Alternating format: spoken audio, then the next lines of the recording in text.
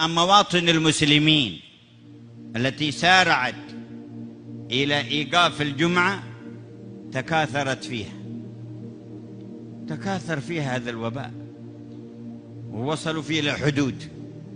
والمواطن التي لا تزال تحرص على الجمعة مدفوع عنها هذا البلاء.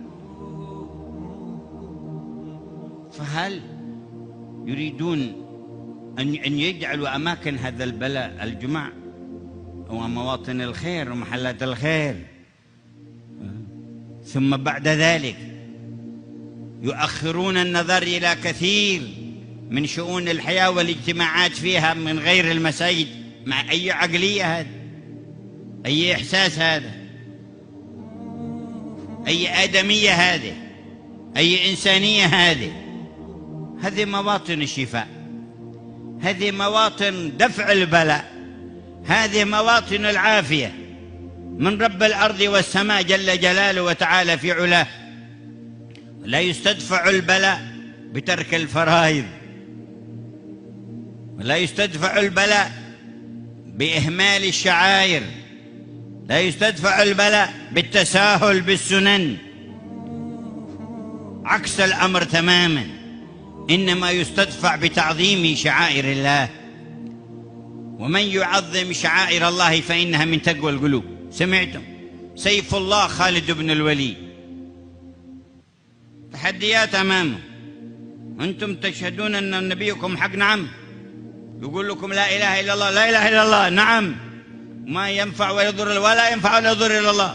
خذ هذا السم، تحدي في غير محله، لأن الله رتب وجود السم، لكن عقليات أمامه ما تفقه هذه الحقيقة. قال هذا السم القاطع تناوله. قال إذا تناولته آمنتم بربي الذي لا يضر شيء مع اسمه؟ قالوا إن تناولته ولم يضرك عرفنا أنكم على الحق. قال هاته، وحمله بسم الله الذي لا يضر مع اسمه شيء في الأرض ولا في السماء وهو السميع العليم، وشرب القارورة كلها الإمام. ذهلوا لما تصرف توقعوا بعد ساعة ساعتين موت، ساعة ساعتين ثلاث أربع إلى اليوم الثاني، ما استلموا بشيء. هذا قاطع، هم يعرفونه، سم قاطع يقطع بعد ساعتين ثلاث ساعات يموت صاحبه، ولا ساعتين ولا ثلاث، وطول اليوم وثاني يوم ثالث يوم. قال ما لكم، هيا تعالوا آمنوا عليه الرضوان.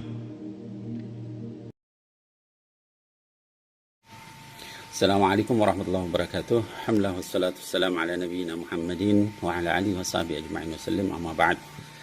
Anak-anakku sekalian, jamaah Majelis Rasulullah SAW dimanapun berada, para pimpinan Majelis Rasulullah SAW di cabang-cabang ya, di seluruh Indonesia maupun di 5 negara, juga pencinta Sayyidina Muhammad dimanapun berada, mungkin juga para habaib, para ulama ya, yang juga concern terhadap tema ini.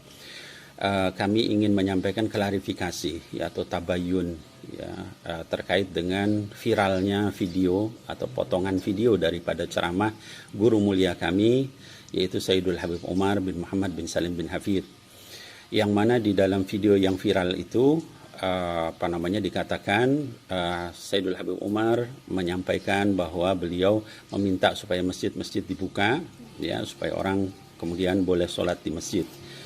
Video itu kemudian menjadi viral ya, dan kemudian menyebar, kemudian disalah tafsiri ya, oleh banyak orang, dan kami melakukan klarifikasi tabayun ya ke Tarim ya, melalui putra sulung beliau yang juga orang kepercayaan beliau, yang juga pimpinan Darul Mustafa sekarang, yaitu Sayyid Salim bin Umar bin Muhammad bin Salim bin Hafid ya, putra sulung Habib Umar bin Hafid.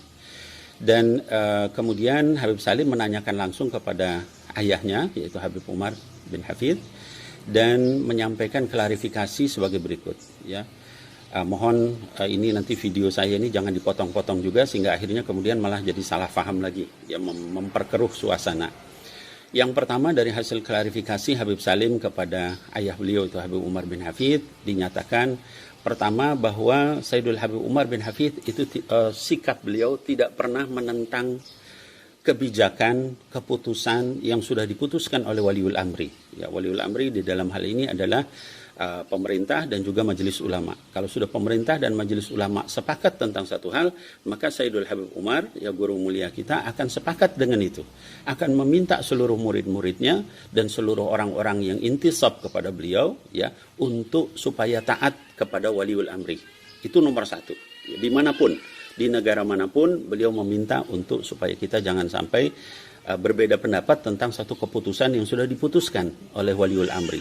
Apalagi ini adalah kesepakatan para ulama, itu majelis ulama dengan pemerintah. Itu nomor satu, dimanapun.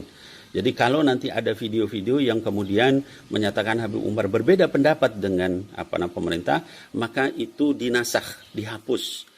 Taat kepada waliul amri itu nomor satu. Itu kebijakan beliau dimanapun. Ya, beliau selalu mengarahkan murid-muridnya dan juga seluruh orang-orang yang terpaut, terikat kepada beliau untuk taat kepada pemerintah. Itu nomor satu.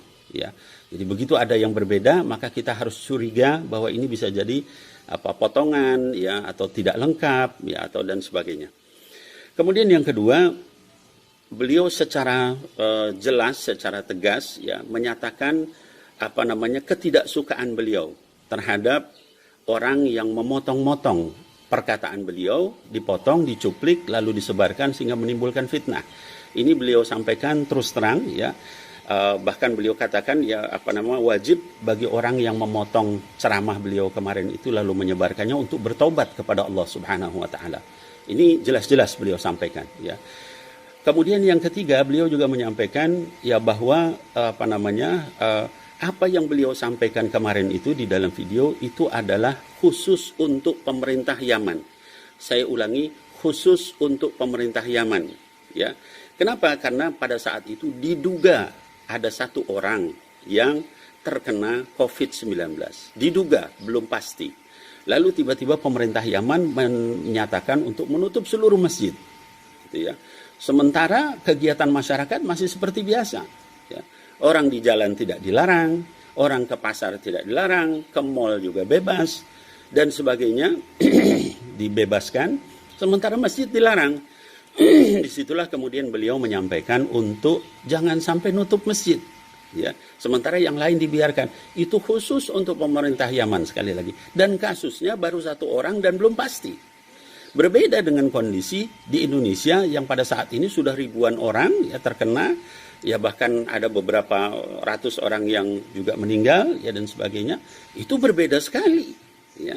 Jadi sekali lagi konteks daripada ceramah beliau itu adalah kepada pemerintah Yaman yang pada saat itu belum pasti, lalu kemudian sudah memerintahkan menutup masjid, ya, sehingga kata beliau buka, ya, kita minta sama Allah di masjid, ya, kalau misalnya kenapa masjidnya ditutup sementara yang lain dibiarkan orang di jalan dan sebagainya, ya.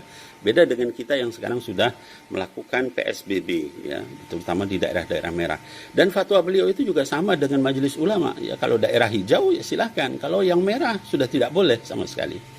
Nah, kemudian terakhir juga disampaikan oleh Habib Salim, ya, bin Umar, ya, putra Habib Umar bin Hafid, semua orang yang mendengar ceramah beliau pada saat itu tidak ada satupun yang kemudian menganggap bahwa ini adalah memerintahkan ke seluruh dunia supaya membuka masjid. Tidak ada.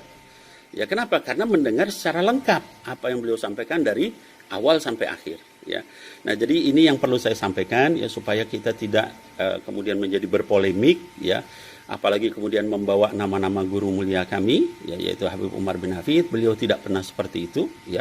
Dan kami tahu dari sejak berinteraksi dengan beliau, semua murid beliau tahu, ya, bahwa beliau tidak akan mungkin bertentangan, ya, memerintahkan untuk melawan, ya, terhadap kebijakan yang sudah diputuskan oleh ulil amri, yaitu majelis ulama dan juga pemerintah. Jadi sekali lagi saya ingin menyampaikan, ya, bahwa tolong, ya, kepada yang menyebar video itu untuk berhenti, bertobat kepada Allah Subhanahu wa taala. Itu perintah dari Sayyidul Habib, ya. Kemudian yang kedua, jangan sampai kemudian sekali lagi kalau ada hal-hal apa kemudian langsung dipotong, disebarkan, itu menimbulkan fitnah dan betul-betul berdosa besar, ya, karena membuat masyarakat menjadi resah, Ya orang-orang, para kiai, ya, para habaib bertanya kepada saya, bagaimana ini ceramah Habib Umar? Padahal tidak seperti itu. Demikian klarifikasi dari apa yang disampaikan oleh guru mulia kami, Habib Umar bin Hafidh. Mudah-mudahan ini semua bisa menjelaskan masalah pada tempatnya. Sekali lagi, tetap bagi yang dilarang ke masjid oleh pemerintah, oleh majelis ulama, kita taati, karena itulah pendapat juga dari guru mulia kami, Sayyidul Habib Umar bin Muhammad bin Salim bin Hafidh. Ya demikian, mudah-mudahan menjadi jelas. Wallahu a'lam bishawab.